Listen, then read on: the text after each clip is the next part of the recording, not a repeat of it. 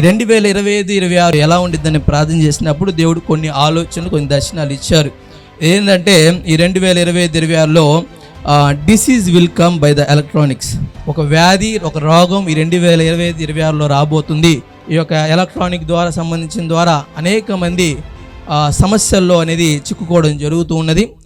రెండవదిగా అగ్ని, నిప్పు కనిపిస్తుంది. రాష్ట్రాలపైన అగ్ని, పట్టణాలపైన అగ్ని, దేశ విదేశాలపైన ఈ యొక్క దేవుని యొక్క అగ్ని అనేది కనిపిస్తుంది. మూడవదిగా 2025-26 యుద్ధాలు జరుగుతాయి.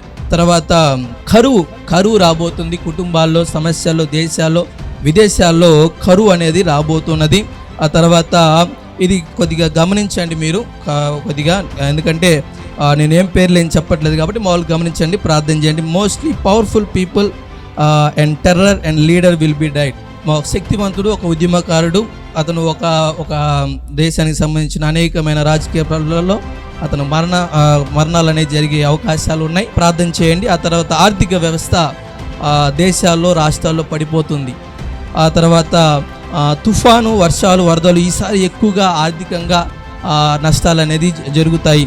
తర్వాత క్రైస్తవుల పైన అనేకమైన వ్యతిరేకత వస్తూ ఉన్నది. కాబట్టి ప్రార్థన చేయండి. సంఘాలపైన, మందిరాలపైన దాడులు జరగకుండా.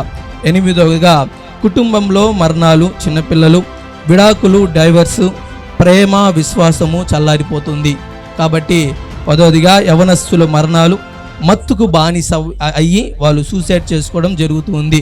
ఇలాంటి ఏమీ జరగకుండా అందరూ ప్రార్థన చేయవలసిందిగా ప్రభుపేట మనవి చేస్తున్నాను.